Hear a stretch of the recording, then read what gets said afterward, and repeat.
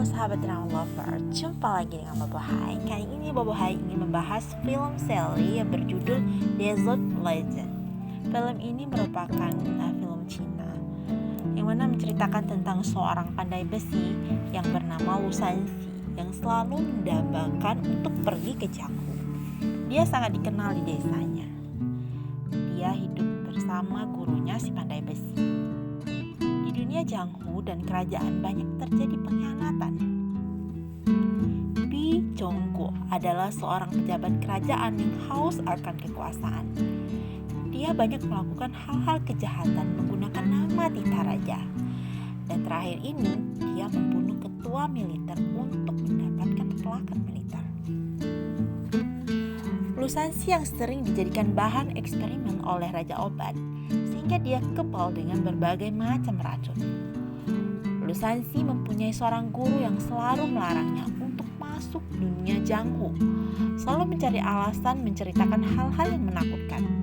Tujuannya satu, agar Lu Sanxi tidak perlu bergabung di dunia Jianghu. Lu Sanxi yang memuja pendekar Bai Liu Guyao berusaha ingin ikut ke dunia Jianghu. Suatu malam, dia melihat perkelahian di jalan. Dia menyelamatkan seorang wanita. Ternyata wanita yang diselamatkan adalah penjahat wanita. Dia menyelamatkan seorang laki-laki yang terluka parah. Dan ternyata yang diselamatkan adalah pendekar Bai Liu Guyao. Lu Sanxi bersikeras ingin pergi ke Jianghu.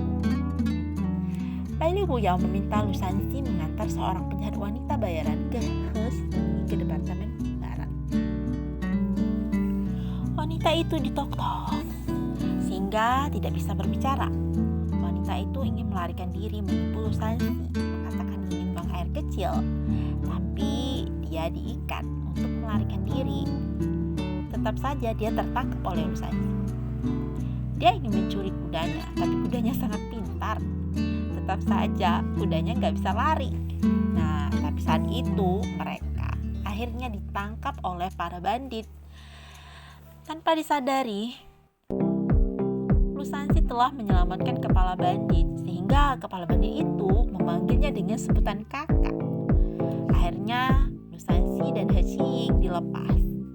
Di situ Hexing mulai suka sama Lu Sanxi.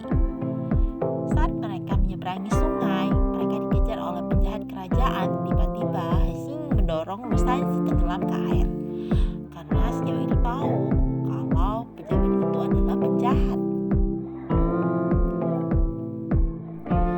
Akhirnya Hexing menceritakan hal yang sebenarnya. Hexing mengatakan bahwa Hexing adalah anak dari He Jin yang merupakan komandan tentara yang dibunuh oleh pejabat Bi Zhongguo. Bi Zhongguo menghadiahkan banyak uang kepada para pendekar Jianghu kalau bisa menangkap Hexing. Awalnya Lu Sanxi tidak percaya, tapi setelah saat di penginapan, dia mengetahui bahwa yang kemarin mengatakan kepadanya bahwa dia adalah pendekar Bai Liu Guyao itu merupakan palsu. Setelah akhirnya diketahui bahwa yang sebenarnya pendekar Bai Liu Guyao itu adalah guru ataupun paman pemotong besi yang selalu bersama dengan Lu Sanxi. Lu Sanxi yang selama ini selalu dilarang oleh gurunya itu, karena gurunya itu merupakan Bai Liu Guyao. Di situ Lu Sanxi sangat marah. Mengapa selama ini gurunya tidak memberitahu kalau dialah sebenarnya Bai Liu Guyao? Gurunya mengatakan, saya selalu mengatakan kepadamu, tapi kamu tidak pernah bisa menyadari. Tapi sayangnya di penginapan itu Bai Liu Guyao dipanah oleh pejabat kerajaan, sehingga di penginapan itu Bai Liu Guyao meninggal. Saat sebelum kematian Bai Liu Guyao mengajarkan kepada Lu Sanxi agar Lu Sanxi menjadi orang baik, dan Bai Liu Guyao menyerahkan palu besinya kepada Lu Sanxi. Saat mereka dijebak oleh pejabat jahat itu, untungnya penjahat yang selama ini yang pernah diselamatkan oleh Lu Sanxi membantu mereka. Saat dia menghadapi Bi Zhongguo, dia teringat oleh kata-kata Raja Obat yang selalu melarangnya minum arak. dia minum arak, kekuatannya akan bertambah. Di situ Lusansi minum araknya agar bisa menggunakan palu besinya.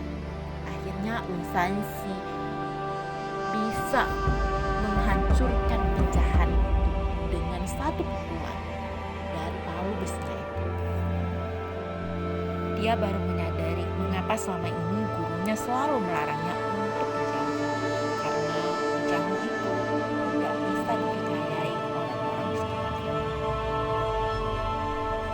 Akhirnya setelah kematian Bijonggo, Lusansi kembali ke desanya untuk merawat kedua raja obat, dan sedangkan He Xingyi sendiri kembali ke markas tentara untuk menjadi tentara sukarela.